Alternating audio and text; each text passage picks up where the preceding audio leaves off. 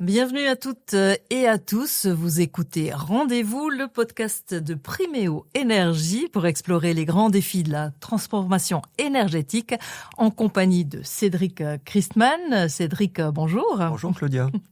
Alors vous êtes le CEO de l'une des plus grandes entreprises suisses d'approvisionnement en énergie. Le siège se trouve à Münchenstein, c'est près de Bâle. Mais pour cet épisode, nous sommes dans les locaux parisiens de Priméo Énergie, où là, vous nous avez fait le plaisir d'inviter Tarek Ben Mansour. Bonjour Tarek. Bonjour Claudia.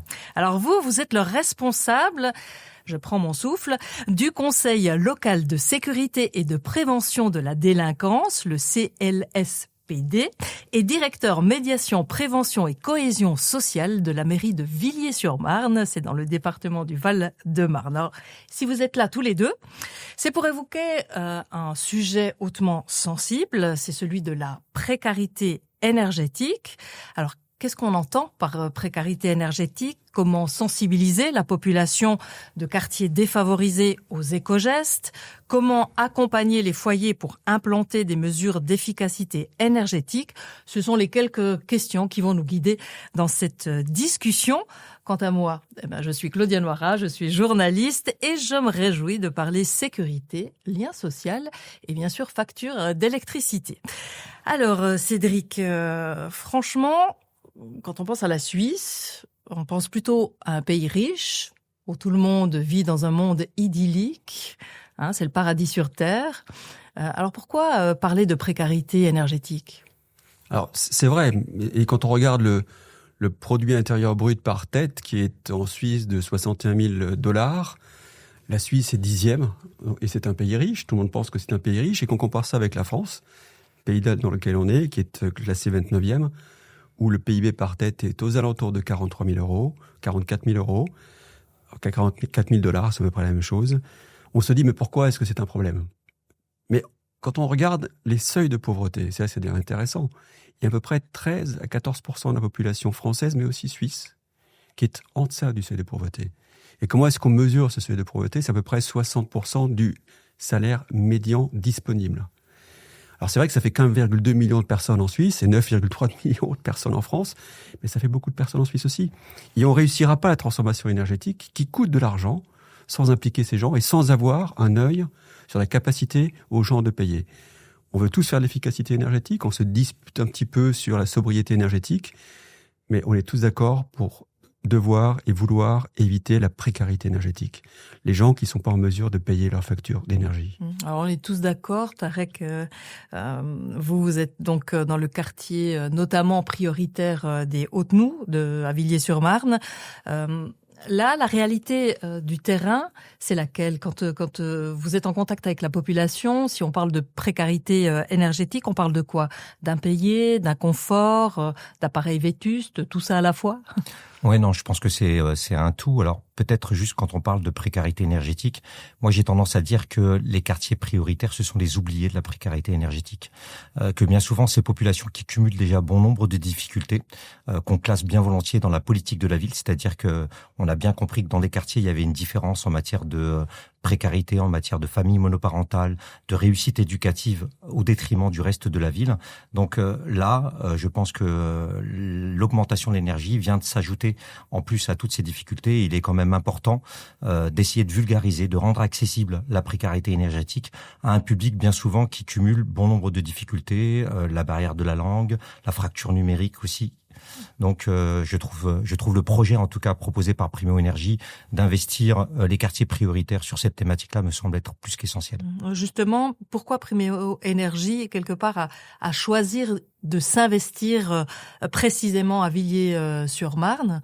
Parce qu'il a trouvé le partenaire idéal? On a très certainement trouvé le partenaire idéal. On a commencé à Strasbourg avec des appartements témoins quand on a fait des réseaux de chaleur pour essayer de maîtriser les coûts de l'énergie, parce que quand on transforme, quand on passe de l'énergie fossile à l'énergie renouvelable, ça coûte plus cher. Et donc, si on veut compenser ce coûter plus cher, il faut éviter de gaspiller l'énergie. Je le dis toujours très simplement, l'énergie qui n'est pas produite et qui n'est pas consommée, c'est la moins chère. C'est probablement la plus décarbonée. Donc, il faut absolument faire ces gestes qui sont nécessaires. Les populations qu'on adresse viennent de pays où l'énergie qui est peu disponible, elle est gratuite. Le soleil n'envoie pas de facture. Et donc, il faut les sensibiliser à cette capacité à interpréter la maîtrise de l'énergie. C'est ce que fait Tarek et son équipe. Et pour nous, c'est extrêmement important. C'est important d'accompagner les gens sur le terrain parce que on fera la transition énergétique dans les territoires et avec les territoires et les gens. Et on est une coopérative, donc on a un peu ça dans l'ADN quand même. Tarek, comment concrètement, justement, allier, j'allais dire, cette thématique de la précarité énergétique, des éco-gestes à un quartier défavorisé, un quartier prioritaire? A priori, ce ne sont pas deux thématiques si évidentes que ça. En tout cas, les accointances ne sont pas si évidentes. Alors, comment on réussit, au fond, à sensibiliser la population? Alors, moi, Claudia, pour répondre de façon un peu détournée à votre question, mais je trouve que la précarité énergétique, en tout cas les éco-gestes, la maîtrise énergétique, c'est un peu comme la culture. Ça a du mal vraiment à venir dans nos quartiers prioritaires. Souvent, on parle de rendre accessible la culture. C'est bien beau, en théorie, mais en pratique, comment ça se concrétise sur le terrain? Et donc, il y a véritablement tout un travail à faire de se dire comment on arrive à animer, à rendre visibles des actions, à les vulgariser pour que les gens puissent se les approprier et surtout, comme disait Cédric, assurer ce travail de continuité et d'accompagnement du public. Il ne s'agit pas de faire des one-shot avec des actions, des opérations séduction. Il s'agit vraiment de prendre en considération les besoins du public et de les accompagner à être, j'allais dire, non pas spectateurs de leur consommation, mais acteurs de leur consommation. Ça veut dire que qu'est-ce qui rend véritablement crédible et pertinente l'action faite dans les Hautes-Noues? Alors c'est un tout. Quand Cédric nous a parlé de ce projet fort intéressant, on s'est dit comment on peut le mettre en place. L'association DPF a proposé un parcours insertion. Et c'est là toute la différence. On a plein d'acteurs associatifs qui mettent en place des actions sur cette thématique-là, mais c'est des one-shot. Alors que le parcours insertion, c'est 6 mois. Pendant 6 mois, on a des jeunes du quartier qui vont proposer des actions auprès des habitants. Donc, ils deviennent des visages familiers et ils peuvent mettre en place ce travail de continuité pendant 6 mois. Et ça, c'est intéressant. Et d'ailleurs, c'est tellement intéressant que ça a été valorisé par des partenaires institutionnels et bien d'autres. Cédric, justement, le fait que des jeunes soient impliqués, qu'on s'attaque en fait à cette population-là, c'est aussi un moyen d'accélérer un peu les choses. Et c'est de passer d'une génération à l'autre. On fait ça en Suisse avec 4500 enfants qui viennent chaque année faire des petits ateliers d'énergie. Ils font des voitures, des petits avions en basa avec des panneaux photovoltaïques dessus. Mais ce sont aussi des plus jeunes qu'on appelle les scouts de l'énergie, qu'on vient sensibiliser au thème de l'énergie. Les gens ne font pas la différence entre kilowatt et 1 kilowattheure. Eh bien, c'est ce qu'on fait. Donc, pour maîtriser les gestes, pour comprendre ce que c'est que de l'énergie, on dit, il faut d'abord isoler les maisons. C'est les fenêtres, c'est les toits. 70% de l'énergie passe par le toit, donc c'est d'abord le toit. C'est bien entendu aussi les fenêtres. C'est, par exemple, remplacer des produits énergivores, des frigos, des télévisions, mais peut-être aussi des ampoules. C'est ça qu'on fait, et c'est ça qu'on leur dit de faire. Et c'est faisable. Et c'est Tarek et son équipe qui les accompagnent. Et quand c'est des gens du quartier, c'est bien plus simple. Et quand on a des exemples concrets, c'est comme ça qu'on arrive à convaincre les gens. Alors ce porte-à-porte un peu, cette façon d'aller à la rencontre des habitants dans ce quartier prioritaire, j'allais dire, ça passe crème, comme diraient les jeunes. Ça passe très crème. Ça passe très crème, et je pense que c'est ce qui fait toute la différence. Vraiment, aujourd'hui, quand on fait du porte-à-porte, on a cette image du commercial qui vient, à qui on n'a pas envie d'ouvrir la porte. Alors que quand on a des jeunes qui s'investissent sur des actions pérennes en direction des seniors, en direction des publics jeunes, etc., ils deviennent couleur locale, quoi. Et quand je dis couleur locale, ils deviennent des éléments, des acteurs du quartier, quoi, et non pas des personnes extérieures. Et c'est ce qui fait toute la différence. Alors, il y a un phénomène très très fort qui s'est développé depuis quelques années, c'est celui du street pooling. On sait qu'avec les canicules, les fortes chaleurs, l'été, désormais, voilà, on cherche des sources de rafraîchissement pour nos auditeurs et nos auditrices. Le street pooling, c'est quand on va s'attaquer aux bornes d'eau. Comment vous avez réussi à intégrer cette thématique dans la prévention énergie plus sécurité ? Moi, j'ai tendance à dire que si jamais on veut coller aux réalités de terrain, il faut faire des actions qui soient concrètes. C'est bien de faire des actions sur les éco-gestes, mais quand elles sont dénouées de ce qui se passe sur le quartier, sur le terrain, elles n'ont pas de sens. Là, ce qui pollue considérablement, par exemple, les habitants du quartier pendant les périodes estivales, c'est ce street pooling, piscine à ciel ouvert, où tout le monde profite pleinement de l'eau qui est gratuite, qui semble être inépuisable pour les gens qui cassent les bornes d'incendie, alors que c'est pas le cas. Nous, notre objectif avec DPF, c'est de sensibiliser à la fois les parents et aussi les jeunes sur ces pratiques qui sont dangereuses, qui sont punissables par la loi, mais qui peuvent aussi causer des dommages collatéraux, quoi. C'est-à-dire que quand les bornes d'incendie sont cassées, c'est autant d'eau que les pompiers ne peuvent pas utiliser en matière de sécurité. Et puis c'est de l'eau qui est répartie financièrement sur tous les locataires du parc immobilier. Donc voilà, ça a un coût. Ça a un coût. Donc cette gratuité. L'histoire du coût doit vous parler, Cédric, en tant que fournisseur d'énergie. Ce gaspillage, c'est quelque chose d'important, de faire comprendre que c'est aussi dangereux de le faire. Bien sûr. Et je reviens sur le thème de l'eau, si vous le permettez, Claudia. Parce que l'eau, nous, énergéticiens, on la stocke. C'est une façon de stocker l'énergie et on la turbine. Là, l'eau, et les gens le comprennent assez mal, il y a un rapport qui vient de sortir de l'Agence européenne de l'environnement qui dit que 30% des territoires européens et 34% des populations qui vivent sont en stress hydrique. Manque d'eau en Europe. En Europe, on recycle à peu près 4% de l'eau qu'on consomme.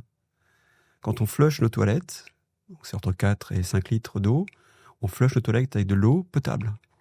Dans beaucoup de pays, c'est une hérésie. Quand on nettoie les rues, c'est avec de l'eau potable. Donc il va falloir qu'on invente des façons vraiment d'utiliser l'eau différemment, parce que sinon il n'y en aura plus. Et donc vivre sans eau, c'est compliqué. Et avec des panneaux photovoltaïques, par exemple, on peut faire des ombrières sur des parkings, mais aussi dans des quartiers. Et donc c'est de protéger les gens du soleil. Donc refroidir avec des pompes à chaleur, quand on fait des puits d'à 200 mètres, la pompe à chaleur, elle fait deux choses. Elle arrive à chauffer le logement, mais elle arrive aussi à refroidir le logement, ce que n'arrivent pas à faire les énergies fossiles. Donc quand on est un petit peu imaginatif et quand on utilise un peu la technologie qui est disponible, on arrive à faire des choses et créer du confort. Donc la transformation énergétique, elle apporte aussi du confort aux gens. Et aux plus faibles, les personnes âgées ou ceux qui n'ont pas l'argent pour le faire. Et là, il faut qu'on arrive à convaincre les gens qui sont propriétaires immobiliers pour faire cette transformation avec nous. On peut les accompagner, notamment dans les quartiers défavorisés. La notion de confort, j'aimerais y rester un tout petit peu parce que quand on parle d'éco-gestes, on parle un peu de sobriété quand même, c'est d'avoir des gestes et ça induit un peu une notion de manque, de restriction. Pour des gens qui ont déjà pas grand-chose, c'est peut-être contre-productif cette imagination-là, en fait, cet imaginaire. Donc comment on va le changer, en fait, le storytelling, comment on le change ? On le change avec beaucoup de patience et beaucoup d'actions, des actions qui se concrétisent par de l'échange, de la collaboration avec les habitants, avec Cédric l'a dit à juste titre, l'eau, il y a dans le livre d'ailleurs Nous et l'énergie que vous avez ici qui retrace un peu ce parcours, il y a un père de famille qui explique que en Algérie, il explique toutes les méthodes qu'il a trouvées, toutes les subtilités pour faire des économies. Et il disait à juste titre qu'en France, quand on se brosse les dents, on ouvre bien volontiers le robinet et on le laisse couler à flot, alors que dans certains pays où on fait 3-4 kilomètres pour aller chercher l'eau, qui est multifonction, elle sert à faire à manger, elle sert à se laver, etc. Eh bien, on a le respect de la goutte d'eau carrément, ce qu'on n'a pas ici en France. Donc on essaye de leur expliquer, de favoriser des rencontres entre cette génération de parents qui ont aussi un message à faire passer à d'autres qui profitent pleinement de ce qu'ils pensent être inépuisable, alors que non, il faut qu'on en soit les garants. Donc c'est véritablement dans les deux sens que ça fonctionne. Ces jeunes qui sont formés et l'ancienne génération qui a son regard à apporter sur ces éco-gestes. Tout à fait. Dans ce parcours insertion, on forme ces jeunes sur les éco-gestes et la maîtrise énergétique. On leur donne les moyens de pouvoir avoir des idées, de les transformer en projets d'animation. On les fait travailler sur leur parcours d'insertion. On leur offre la possibilité de passer des formations comme le BAFA à l'animation, parce que ça permet de mieux animer les projets qu'on va faire valoir sur le quartier et de proposer un certain nombre d'actions. Là, il y a quand même une multitude. Là, on parle du street pooling, mais les actions qui ont été développées sur le street pooling, elles sont conséquentes, elles sont même novatrices. C'est-à-dire que DPF a mis en place avec Priméo Énergie la distribution de kits de rafraîchissement. Alors ces kits de rafraîchissement, ça peut sembler basique, mais personne ne le fait. C'est-à-dire qu'on distribue des sacs à la population avec à l'intérieur des casquettes, lunettes de soleil, de la crème solaire, éventail, la liste de tous les lieux où il y a de la climatisation. Et en discutant et en échangeant avec les gens, on s'est aperçu qu'il n'y avait pas de zone d'ombrage sur le quartier. que le quartier, c'est une véritable passoire énergétique dans tous les sens du terme.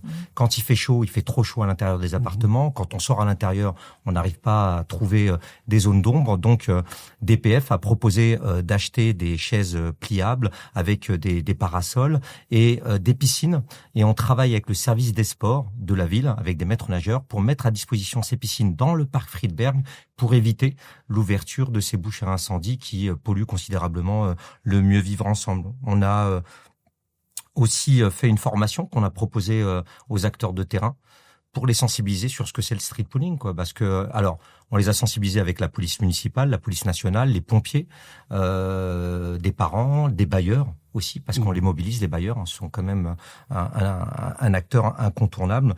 Et toutes ces actions ont permis de faire en sorte qu'il n'y ait aucune bouche à incendie qui a été ouverte cette année. Je vous parle pas de quelque chose qui s'est passé il y a 4 ans. Donc ça, c'est typiquement des actions où on arrive à mesurer l'impact de ce qui est fait. Donc du côté de Priméo Énergie, on doit se dire j'ai un véritable pouvoir ou un levier pour faire avancer certaines causes. Des causes qui nous sont chères. C'est le mieux vivre ensemble. Quand on est une coopérative, on s'occupe des gens qui sont autour de nous. Et pour nous, c'est important parce que on appartient à ces gens-là. On appartient à nos clients. Et nos clients, ce sont aussi ceux qui sont dans les quartiers défavorisés. Quand ils sont clients de chez Priméo Énergie, il faut qu'on s'en soucie. C'est extrêmement populaire chez les énergéticiens de faire du renouvelable. Ça les peut de faire en fait de l'énergie dans les quartiers défavorisés. Et je pense que c'est important de le faire parce que c'est une population qui a été touchée par la crise énergétique, qui est touchée par ce qui se passe actuellement. Et donc, il faut qu'on soit présent quand ça va moins bien. Et c'est dans notre ADN de coopérative. Et Priméo Énergie agit ici, évidemment, en France, mais agit aussi en Suisse pour... Bien sûr. Ça revient au sujet dont on a parlé au départ. On pense que la Suisse, il n'y a pas de quartier défavorisé, mais c'est pas vrai. Et donc, donner accès à ces gens-là, que ce soit des gens qui sont d'un certain âge ou des gens qui sont effectivement dans des situations ou des familles monoparentales, il faut des soutiens. Et dans le monde digitalisé dans lequel on vit, couper des gens avec des compteurs intelligents, c'est beaucoup plus facile. C'est beaucoup plus facile d'appuyer sur un bouton, et c'est ce qu'on veut pas, nous. Alors on le fait, on a des compteurs intelligents. On a 60% de compteurs intelligents dans notre territoire historique de desserte en Suisse. Peut-être expliquer ce que c'est un compteur intelligent. Un compteur intelligent, c'est un compteur qu'on peut piloter à distance, qui arrive à faire 2 choses. Il arrive en fait à enregistrer ce qui est produit sur site, mais exactement ce qui est consommé. Donc ce sont des compteurs qui sont pas analogiques, mais qui fonctionnent avec un petit ordinateur à l'intérieur pour simplifier les choses et qui est communicant. Donc en fait, qui communique avec l'extérieur, avec le réseau électrique, avec Priméo Énergie dans ce cas-là. Et il est pilotable à distance aussi. Pilotable à distance, ça enlève la partie humaine. Dans le temps, quand les gens allaient récupérer l'argent chez nous, parce qu'il y avait des gens, évidemment, il y a des impayés aussi chez nous, on allait encaisser. Et pour couper les compteurs, il fallait déplomber les compteurs. Donc, il fallait enlever les plombs. Et les gens ne pouvaient plus consommer. Et aujourd'hui, tout ça, on n'a plus besoin de le faire. On ne va plus voir les gens. On le fait à distance, on appuie sur un petit bouton et ça déshumanise la relation client. Et comme on appartient à ces gens-là, on essaie de réimaginer une façon de faire sans se cacher derrière notre ordinateur, c'est d'aller les voir en disant qu'est-ce qu'on peut faire. Si je puis me permettre, Claudia, je voulais juste rajouter un certain nombre d'actions sur le fait que, là on parlait de l'énergie, de l'eau. Je sais que DPF a mis en place aussi des manifestations événementielles pour attirer les parents avec des structures aquatiques. Et donc le choix des structures, c'est pas anodin. Des stands de sensibilisation qui sont faits avec des partenaires pour pouvoir mobiliser à la fois les parents et les jeunes sur cette problématique-là. Et ils font ce que j'appelle moi la démarche d'aller vers. Ils font beaucoup d'actions de sensibilisation pied d'immeuble. Ils vont sur les lieux de vie. Et je pense que c'est ce qui manque souvent quand on fait de l'information sur les éco-gestes ou d'autres thèmes d'ailleurs. On attend que ce soit les gens qui viennent vers nous. Alors qu'aujourd'hui, les gens ont du mal à venir vers les institutions. Donc là, on a développé la démarche d'aller vers, on va vers les gens, on va sur les lieux de vie, on nous voit, on nous identifie, ils ont des anoraks Priméo, ils font des actions sur le terrain, et c'est devenu vraiment des acteurs incontournables. Il y a quand même une réalité, c'est que dans ce quartier prioritaire, les logements sont plutôt vétustes, ils devraient être rénovés, et c'est là aussi que le bas blesse, parce que ça, ce sont des financements. Il y a quelques subventions qui sont possibles, notamment par le biais de ma prime Rénov', mais là, ça revient depuis le mois de septembre, mais avec des conditions beaucoup plus resserrées, moins de dossiers, donc ça veut dire que ça freine encore cette rénovation qui permettrait en fait, de réduire la facture d'énergie. Moi, je suis d'accord avec vous. Après, il existe plein de dispositifs, mais encore une fois, ces dispositifs d'État ont du mal à se frayer un chemin sur nos quartiers. Je prends juste, par exemple, les visites énergie, qui sont portées par l'ALEC, qui est l'agence locale d'électricité, avec Maîtriser votre énergie, qui est une émanation du conseil départemental, qui normalement accompagne les habitants à trouver des alternatives et des solutions sur des problématiques de consommation d'énergie qu'ils auraient. Donc, MaPrimeRénov' et bien d'autres. Le seul souci qu'ils ont, c'est que sur le territoire villiérain, il y a qu'une quinzaine de personnes qui en a profité. Et quand je demande à l'ALEC MVE combien de gens sur le quartier prioritaire ont pu avoir ces visites énergie, il y en a 0. Donc ça prouve qu'il y a tout un travail à faire, et c'est ce que fait DPF avec l'ALEC MVE. L'ALEC MVE qui a bien repéré que DPF était vraiment un acteur de proximité et qui utilise cet acteur de proximité pour faire valoir des dispositifs qui pourraient être utiles pour des habitants. Alors cette histoire de rénovation de bâtiments, elle existe aussi en Suisse, avec un programme bâtiment qui est fédéral, mais qui, comme beaucoup de choses actuellement, est concerné par les restrictions budgétaires qui sont planifiées. Est-ce que ça va freiner aussi en Suisse la transformation du parc immobilier et donc les économies d'énergie à faire ? D'abord, je crois que Tarek parlait d'une chose qui est importante pour moi. Nous, on sait vendre de l'énergie. On s'est posé longtemps la question si on savait la vendre. Aujourd'hui, on se pose la question si on sait conseiller les gens. C'est pas la même chose de vendre et de conseiller. Conseiller, ça vient avant de vendre. Et conseiller, c'est d'accompagner le client. Et donc, on essaie vraiment de développer ça, le conseil en énergie. En Suisse, on le fait avec le canton et avec d'autres sociétés qui sont les sociétés cousines sur le canton de Bâle-Campagne, et on essaie de le développer sur le canton de Soleure. Et on le fait depuis une dizaine d'années. Et donc, c'est vrai, à partir de 2027, les contributions fédérales vont baisser. Et la question pour nous, c'est de savoir est-ce que on doit nous renforcer les mesures pour arriver au même niveau, sachant qu'on a déjà fait un gros travail sur les bâtiments, mais il reste encore énormément de choses à faire.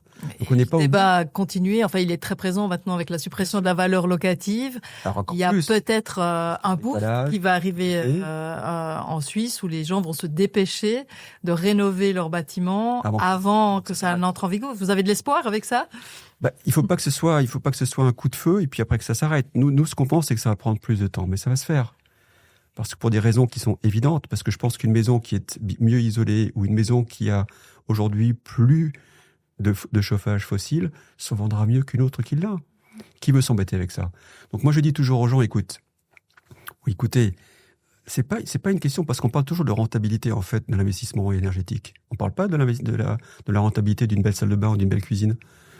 Et je pense qu'en plus que c'est extrêmement rentable, parce que je pense que non seulement c'est quelque chose qui permettra d'augmenter la valeur de la maison, parce que le jour où 80% du parc immobilier a été renouvelé sur la partie énergétique, il sera plus simple de vendre une maison ou un bien immobilier qui aura été rénové énergétiquement qu'un qui ne l'est pas, donc ça augmente la valeur, et ce sera plus rapide pour le vendre.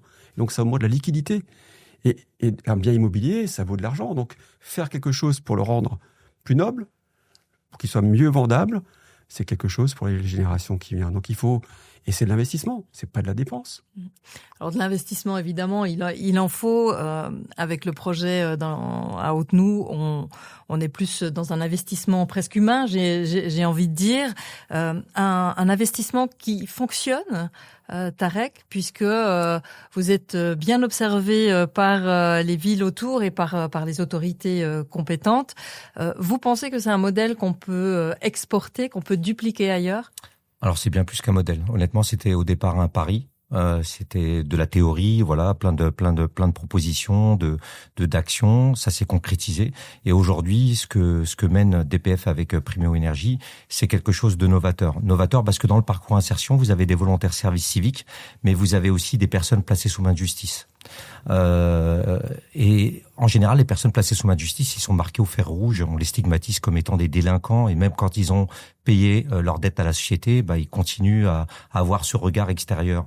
Qu'est-ce qu'on fait concrètement avec ces personnes ? Ils sont présents avec nous. On a des gens qui dorment en prison le soir et qui sont présents la journée pour donner des conseils, pour accompagner, faire des projets d'animation. On a des gens qui ont des tiges, des gens qui ont des mesures judiciaires, et c'est un véritable pari, quoi. C'est-à-dire qu'aujourd'hui, la mixité, elle est là. C'est-à-dire qu'on n'a pas des gens qui ont tous le même profil. On a des gens qui ont été cassés par des parcours de la vie et qui tirent vers le haut le groupe. C'est-à-dire que bien souvent, j'ai tendance à dire que les personnes placées sous main de justice, ce sont les leaders qui tirent vers le haut le groupe. Et comme vous le dites, Claudia, à juste titre, on est observé parce que on a été auditionné par des inspecteurs qui ont été diligentés par le garde des Sceaux sur ce parcours insertion qui interroge dans le bon sens du terme, bien entendu.